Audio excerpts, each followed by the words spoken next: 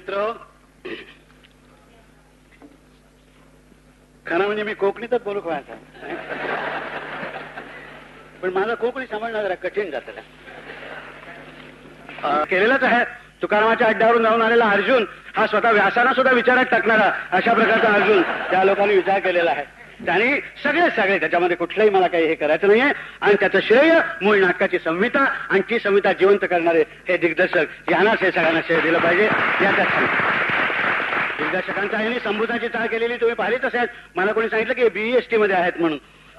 तिथे काय करतात मला माहिती नाही, परंतु तिथे त्यांनी जर काय थोडा वेळ ऑफिसमध्ये काम करायला हरकत नाही. तिथे काही लोक काम करतात असं मी ऐकलेलं आहे.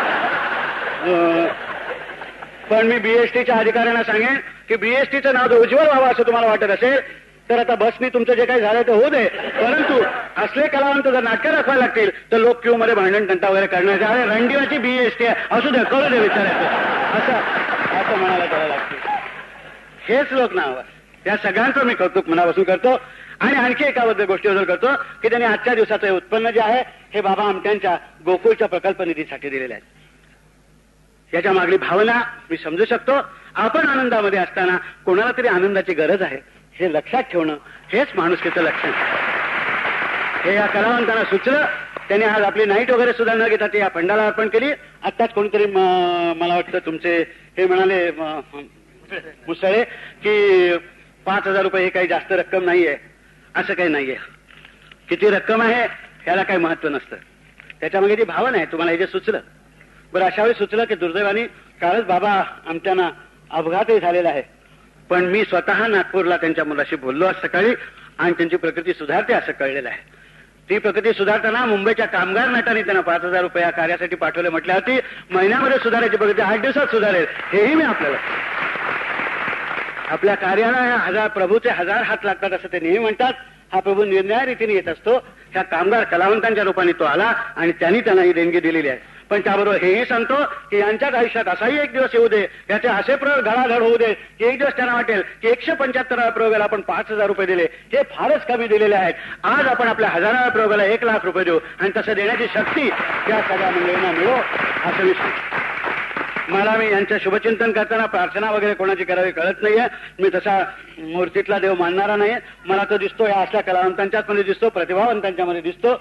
आणि ह्या सगळ्या प्रतिभावंतांना मी त्यांच्यापेक्षा वयाने किंवा थोड्याफार कर्तृत्वाने सुद्धा मी खोट्या विनयाने बोलत नाही. जरी मोठा असलो तरी त्यांना मी मनापासून आशीर्वाद देतो आणि हे सांगतो की मराठी रंगभूमीमध्ये हसवणारी मंडळी चांगल्या रीतीने फार कमी आहेत. चांगल्या रीतीने हा शब्द त्यातला जरा महत्वाचा आहे. तसा कोणी पाय घसरून पडला तरी आपण हसतो, ते काही खरं नव्हे.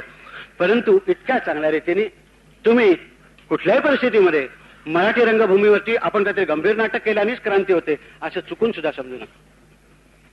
माणसं तुम्ही अधिक निर्मळ करून परत पाठवत आहात हे लक्षात ठेवा. मग ती माणसं निर्मळ करणं हसण्याने करा, विचाराने करा, कशाने करा.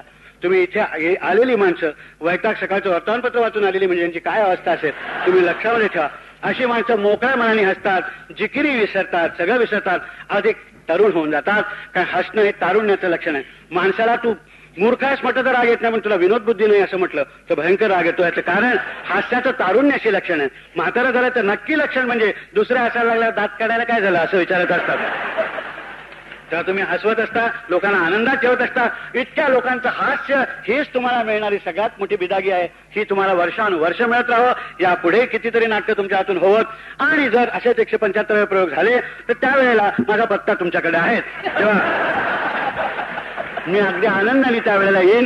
कारण शुभ आनंददायक मंगल कार्यात आपण सुद्धा होतो. याच्या इतका आणखी मला आनंद देणारं दुसरं कुठली गोष्ट आहे. ही संधी तुम्ही मला दिली त्याबद्दल तुमचे आभार मानतो. आणि हा प्रवेश जरा लांबलेला आहे मला माहिती आहे. काही वेळाने तुम्ही तिकडे पहिल्या अंकात यांची जशी आरडाओरड झाली तशी तिकडून होईल याची मला खात्री आहे. म्हणून मी माझं भाषण संपवतो आणि पुनश्च सगळ्यांचं अनेक वेळेला अभिनंदन करतो. नमस्कार.